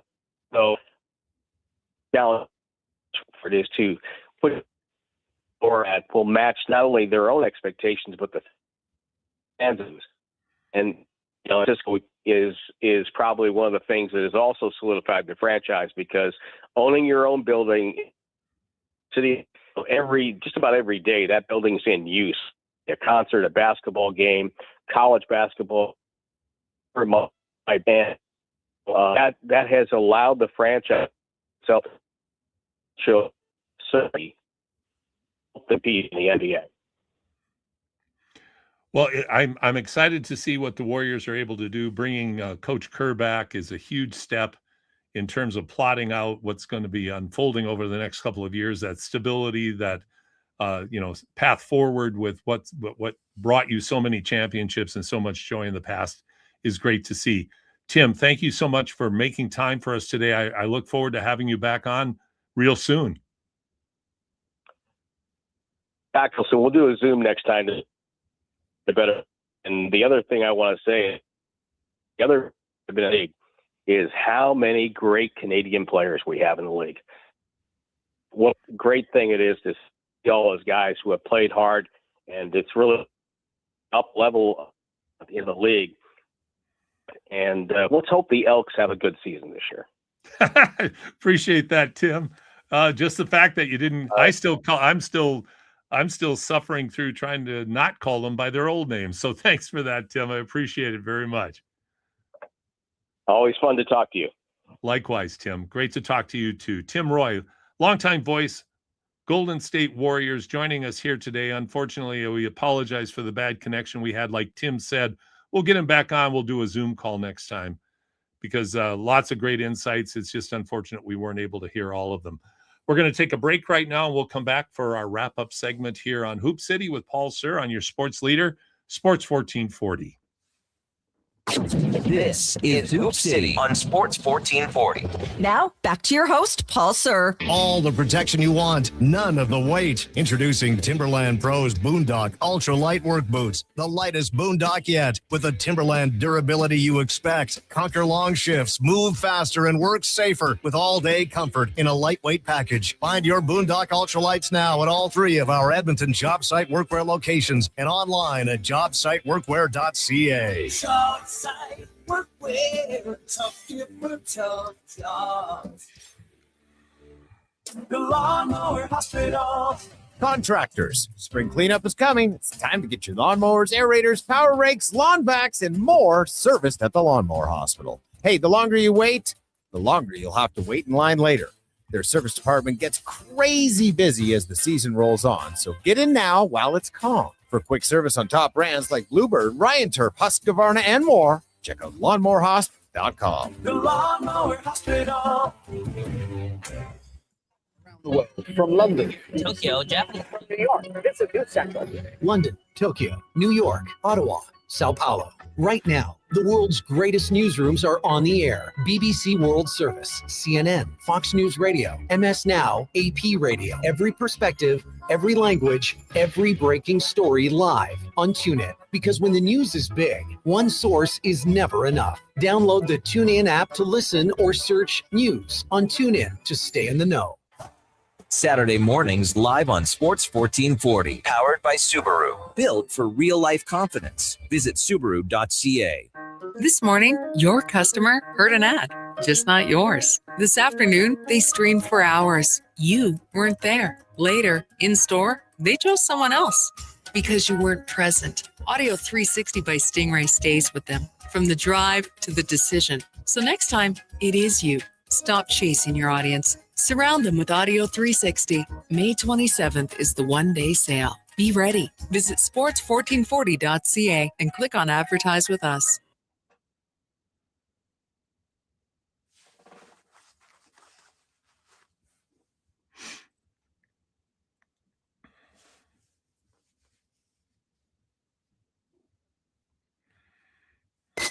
This is Hoop City with Paul Sir on Sports 1440. They do have a timeout. Decide not to use it. Curry, way downtown. Bang! Bang! Oh, what a shot from Curry. We did it. Here's your host, Paul Sir. Welcome back to Hoop City. Paul Sir, along with Josh Fenwick, as we wrap things up this week. Again, so sorry about the bad phone quality. Couldn't be helped, unfortunately. It's great to have Tim Roy back on, and we will, as I mentioned, get him back on in the near future, because hearing about Golden State, the Golden State Warriors, is always a pleasure. Well, Josh, we got a busy weekend with basketball. We've got a great game tonight.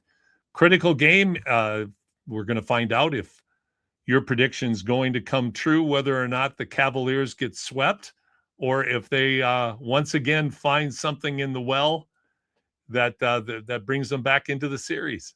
Yeah, obviously, we had Mark on and he was like, well, I'm not going to say anything. Me also not knowing that he was a Yankees fan, and that poor guy had to watch the 04 ALCS. I understand why he takes it not just a game at a time, but a quarter at a time, no doubt.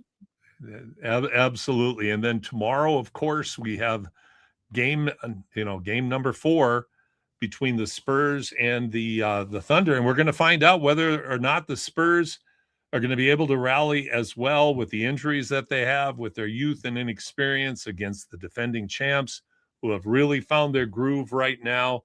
We're going to find out what the Spurs are going to be able to muster up. Will Wemby have to assert himself and have to literally be a Superman like he was in game 1 in order for them to win? Or are people like Stefan Castle, to your original question there, Josh, about, cutting down on the turnovers, but also being more effective? Will they get better performances because they're gaining more playoff experience against this very tough Thunder team? Yeah, and more production off the bench. A funny thing that was on yesterday, that I saw on Twitter yesterday, from that Spurs game, was the Wemby's on-off numbers, which I love looking at on-off numbers. When he was off the floor, the Spurs defensive rating was 200, which means they're basically giving up a layup per every possession per 100 possessions. So that's sickening. The rest of their team defense needs to tighten up. And Mitch Johnson even said in his post-game avail is that they were being undisciplined in the first half. So, maybe that's enough of a kick in the rear to get the rest of San Antonio moving right. Let's hope so. They threatened a few times to come back, but weren't able to. So tomorrow night's game is going to be great. Also tomorrow, though, the Edmonton Stingers are going to be playing the Niagara River Lions over at Hall D at the Expo Center. Get over there for a 4:00 start time. If you can't be there, watch the broadcast team of Doug McLean, Mark Michaud, who joined us today. I believe also with Kira Lyon, who's the head coach, National Coach of the Year for the Nate Oaks women's basketball program. She should be joining them tomorrow as well. We're at the point of the program where we talk about, I talk about every week, losing our son, Ben, who battled addiction and mental health issues. And in honoring Ben with his song dedicated to his friend who also died far too soon, David Finkelman, with his song for David, I just encourage everyone, remember, May is Mental Health Month. We don't know what people are going through in their lives. Not only think the best of each other, but reach out and be kind to each other. You don't know what people are going through in their lives, and they need our support. It goes back to talking about Sports Central. People need our support when they're in time, and we do not know what challenges people face in their lives. Josh, thank you so much. It's been a great show today, with the exception of Tim's bad connection, but it was even still, I'm glad we got Tim back on. We'll get him back on again real soon. He's a great friend of the program, and we want to hear the Golden State voices. Yeah, no doubt. Happy to be back after my week off. So yeah, looking forward to next week already. Are you a changed man after being up in the Peace Country? Do you have a desire to move up to the woods now and be a mountain man? Or I think it's every guy's dream to go and build a cabin in the woods, I think. But I don't. No, not really. This guy. I like my. I'd like to go stay in the cabin that you built. Oh, but as far as building it, I'm not going to do that. I think we can work something out. That sounds great. Josh Fenwick, thanks so much for this week. And to all of you listening and watching, thank you for joining us. Have a great week. And we look forward to joining you next week again on Hoop City with Paul Sir on your sports leader, Sports 1440. Real protection starts from the ground up. Timberland Pro Boondock Boots provide industrial-grade protection and legendary durability. Their new BOA series give you unmatched fit and performance coupled with all-day anti-fatigue comfort. Find the largest selection of